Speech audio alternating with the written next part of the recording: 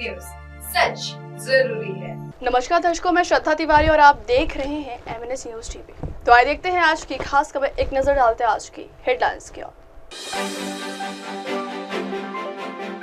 महाराष्ट्र मध्य प्रदेश मिलकर करेंगे ground water recharge project पर। बजट को जमीनी स्तर पर लागू करने के तरीके सुझाए मोदी। दिल्ली में 15 साल से अधिक पुराने वाहनों को 1 अप्रैल से नहीं मिलेगा पेट्रोल। तो आइए देखते हैं खबरें विस्तार से। महाराष्ट्र मध्य प्रदेश मिलकर करेंगे ग्राउंड वाटर रिचार्ज प्रोजेक्ट पर काम।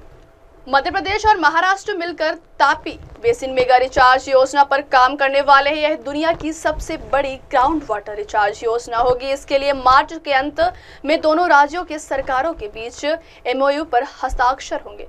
मध्य प्रदेश के मुख्यमंत्री डॉक्टर मोहन यादव ने यह जानकारी दी। उन्होंने यह भी कहा कि दुनिया की सबसे बड़ी ग्राउंड वाटर रिचार्ज परियोजना का लाभ मध्य प्रदेश के 2 और महाराष्ट्र के 4 जिलों को मिलेगा। इससे इन क्षेत्रों में भूजल स्तर पर वृद्धि होगी और बड़ी आबादी को फायदा होगा। उन्होंने यह भी स्पष्ट किया है कि इस अंतर्राज्यीय संयुक्त परियोजना को लेकर कोई गतिरोध नहीं है।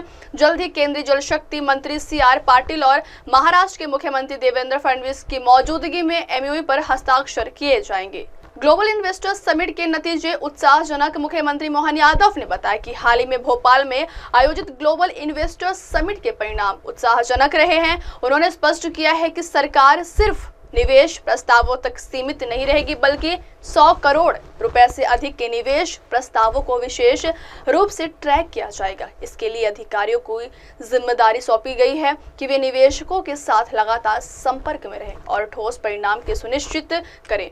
उन्होंने यह भी कहा है कि समिट से पहले क्षेत्रीय औद्योगिक कॉन्क्लेव आयोजित कर स्थानीय निवेश को प्रोत्साहित करने और रोजगार के अवसर बढ़ाने के प्रयास किए गए। अगली खबर, बजट को जमीनी स्तर पर लागू करने के तरीके सुझाए।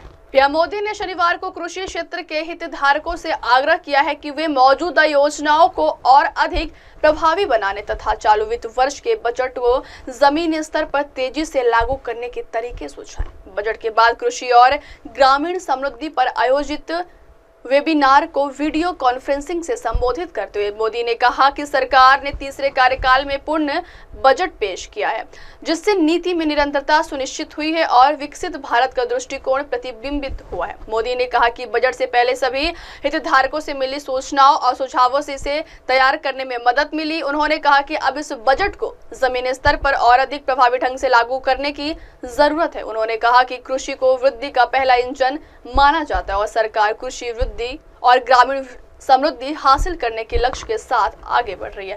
मोदी ने आयात पर देश की निर्भरता कम करने के लिए दालों के उत्पादन को बढ़ाने की आवश्यकता पर प्रकाश डाला और निजी क्षेत्र से उच्च उपज वाली फसल के बीजों पर ध्यान केंद्रित करने को कहा। उन्होंने हितधारकों से इस बात पर चर्चा करने का आग्रह किया कि मौजूदा योजनाओं को और अधिक प्रभावी कैसे बना सकते हैं। अगली खबर, दिल्ली में 15 साल से अधिक पुराने वाहनों को 1 अप्रैल से नहीं मिलेगा पेट्रोल। नई दिल्ली राष्ट्रीय राजधानी के पेट्रोल पंप पर 15 वर्ष से अधिक पुराने वाहनों को 31 मार्च के बाद पेट्रोल देना बंद कर दिया जाएगा। दिल्ली के पर्यावरण मंत्री मनजिंदर सिंह सिरसा ने शनिवार को यह जानकारी दी। दिल्ली में वायु प्रदूषण से निपटने के उपायों पर चर्चा के लिए अधिकारियों के साथ बैठक के बाद सिरसा ने कहा कि सरकार वाहनों से होने वाले उत्सर्जन और प्रदूषण पर अंकुश लगाने के लिए कड़े कदम उठा रही है। बैठक में प्रमुख नीतिगत निर्णयों पर ध्यान केंद्रित किया गया, जिसमें पुराने वाहनों पर प्रतिबंध, अनिवार्य एंटी स्मॉग उपाय और इलेक्ट्रिक सार्वजनिक परिवहन को अपनाना शामिल है। बैठक के बाद सिरसा ने कहा, हम पेट्रोल पंप पर ऐसे उपकरण लगा रहे हैं जो 15 साल से पुराने वाहनों की पहचान करेंगे और उन्हें ईंधन नहीं दिया जाएगा। उन्होंने बताया कि दिल्ली सरकार इस निर्णय के बारे में जल्द ही केंद्रीय पेट्रोलियम मंत्रालय को सूचित करेगी। पुराने वाहनों को ईंधन की आपूर्ति प्रतिबंधित करने के अलावा सिरसा ने घोषणा की कि राष्ट्रीय राजधानी में सभी ऊंची इमारतों, होटलों और वाणिज्यिक परिसरों में वायु प्रदूषण के स्तर को कम करने के लिए एंटी स्मॉग गन लगाना अनिवार्य होगा। अब वक्त हो चला दर्शकों ब्रेक का। ब्रेक से लौटने के बाद देखिएगा देश और दुनिया की तमाम बड़ी खबरें। बने रहिए MNS न्यूज टीवी पर। नमस्कार। हाय हेलो नमस्कार, मैं हूं पंकज विष्णु और आप देख रहे हैं MNS न्यूज। आप देख रहे हैं MNS न्यूज, सच जरूरी।